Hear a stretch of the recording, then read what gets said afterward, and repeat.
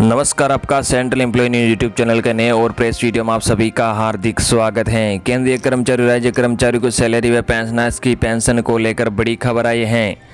वहीं महंगाई भत्ता को लेकर भी मोदी सरकार से बड़ी खबर आई है, जो आपको जानना बहुत ज़रूरी है। इन्हीं के साथ आज कुछ बड़ी महत्वपूर्ण खबरें भी आई हैं, जो पूरे देशवासियों को जानना जरूरी है। इन खबरों की ओर आगे बढ़ते इससे पहले अगर आपने अभी तक भी इस वीडियो पर एक लाइक नहीं किया हो तो एक लाइक कर दीजिए, क्योंकि आपका एक लाइक ही हमारी मेहनत का फल होता है। और चैनल को फ्री में सब्सक्राइब नहीं किया हो सब्सक्राइब कर लीजिए, ताकि आगे भी आपको कर्मचारी व पेंशनर से संबंधित लेटेस्ट न्यूज़ मिलती रहे।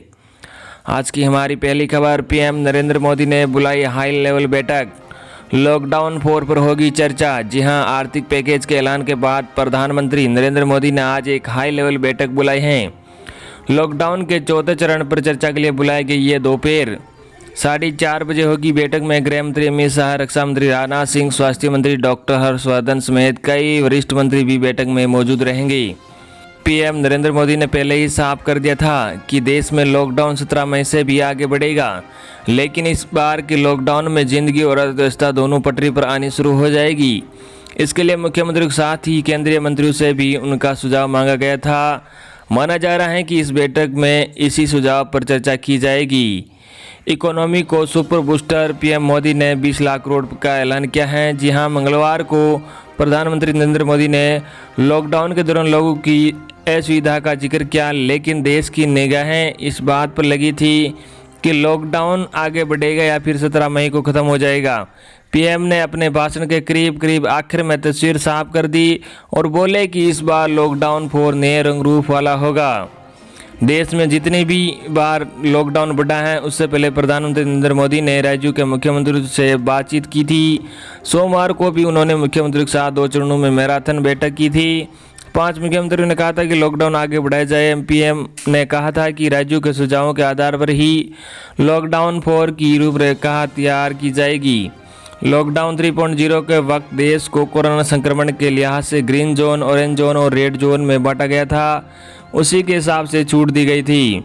प्रधानमंत्री नरेंद्र मोदी ने यह साफ किया कि लॉकडाउन 4 तो होगा ही, लेकिन इसमें सेहत के साथ साथ जिंदगी को पटरी पर लौटाने के भी नुस्खे होंगे। अब इन राज्यों पर चर्चा के लिए हाई लेवल बैठक बुलाई गई है। अगली बड़ी खबर, अब अगस्त तक पीएफ रकम डालेगी सरकार, 80 लाख कर्मचारियों को फायदा। जी हां, वित्त मंत्री निर्मला सीतारमण ने कोरोना संकट की वजह से जूझ रहे निम्न आय वर्ग के कर्मचारियों को 3 महीने तक मिलने वाली पीएफ राहत को बढ़ाकर 6 महीने तक के लिए कर दिया है। उन्होंने कहा कि इसके सपोर्ट के लिए 2500 करोड़ रुपए आवंटित किए जा रहे हैं। दरअसल पीएम मोदी के ऐलान के बाद बुधवार को वित्त मंत्री ने कहा कि सरकार ने 3 महीने तक 15,000 से कम सैलरी वाले कर्मचारियों खाते में एम्प्लॉय और एम्प्लॉयर का हिस्सा डाल चुकी हैं, और अब आगे 3 महीने तक और ये राहत सरकार कर्मचारियों को देगी। अगस्त तक पीएफ जमा करेगी सरकार। जी हां, वित्त मंत्री ने कहा कि सरकार के इस कदम से करीब 80 लाख कर्मचारियों को फायदा हुआ है।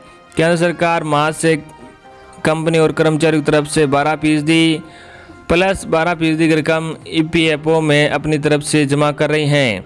अब सरकार ने ऐलान किया है कि अगस्त तक ये राहत दी जाएगी। इससे 80 लाख से ज़्यादा कर्मचारियों और 3,60,000 से ज़्यादा संस्थाओं को फ़ायदा मिल रहा है। किसे मिलेगा फ़ायदा इसका? जी हाँ, लेकिन इसके साथ कुछ शर्तें हैं। सरकार की इस ऐलान का फ़ायदा सिर्फ उन्हीं कंपनियों को मिलेगा जिनके पास 100 से कम कर्मचारी है और 90% कर्मचारियों की सैलरी 15,000 रुपये से कम है, यानी 15,000 से ज़्यादा तनख्वाह पाने वालों को इसका फ़ायदा नहीं मिलेगा। अब हम आपको बताते हैं कि सरकार के इस कदम से 15,000 रुपये तक कमाने वाले एक कर्मचारी को हर महीने कितनी बचत होगी। वैसे अलग अलग कंपनियां अलग अलग तरीके से बेसिक सैलरी तय करती हैं। अगली बड़ी खबर, लॉकडाउन 4 भी आएगा, उसमें क्या क्या होगा, पीएम नरेंद्र मोदी ने दिए संकेत। जी हाँ, प्रधानमंत्री नरेंद्र मोदी ने देश के नाम अपने संबोधन में लॉकडाउन 4 के नए रंग रूप में आने की घोषणा कर दी है। इससे पहले राज्यों के मुख्यमंत्रियों की बैठक में पीएम ने लॉकडाउन पर उनसे 15 मई तक सुझाव देने को कहा था। पीएम ने अपने संबोधन में ही अगला लॉकडाउन कैसा होगा उस बारे में संकेत भी दे दिया है। उन्होंने अपने भाषण में इशारा किया है कि इस लॉकडाउन में छूट का दायरा ज़्यादा बड़ा होगा। लॉकडाउन 4.0 में मिलेगी ज़्यादा छूट। पीएम ने कहा कि लॉकडाउन 4.0 बिल्कुल ही अलग रूप में आएगा।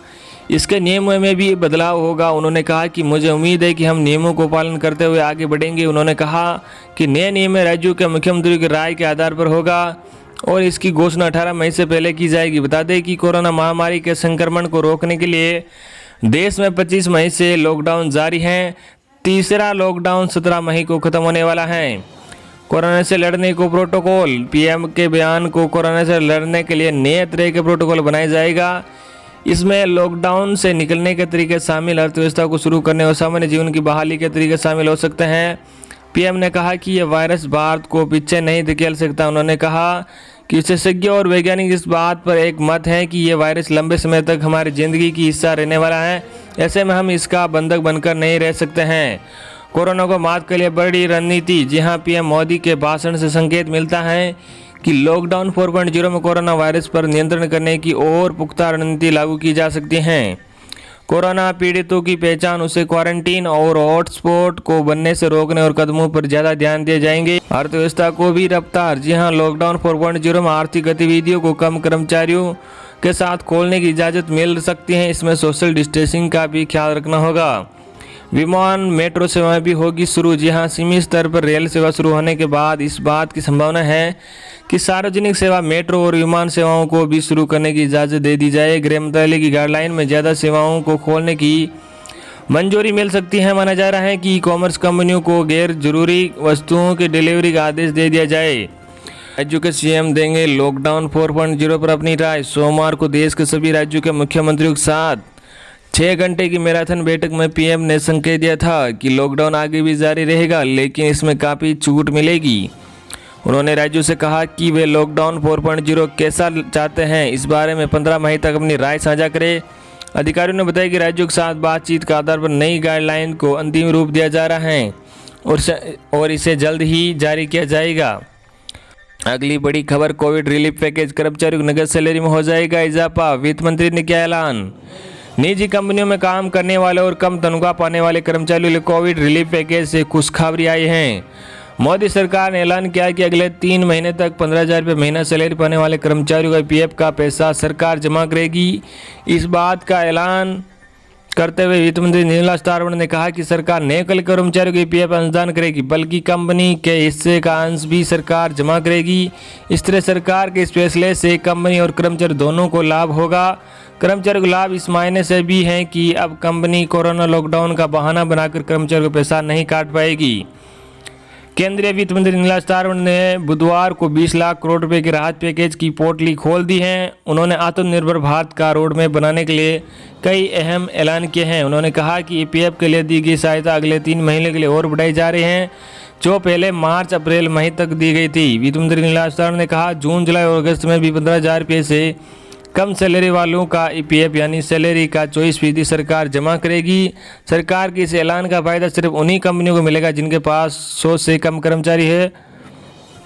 खबर, 16 लाख कर्मचारियों के अलाउंस पर चली कैची, 5,000 रुपये तक कटेगी सैलरी।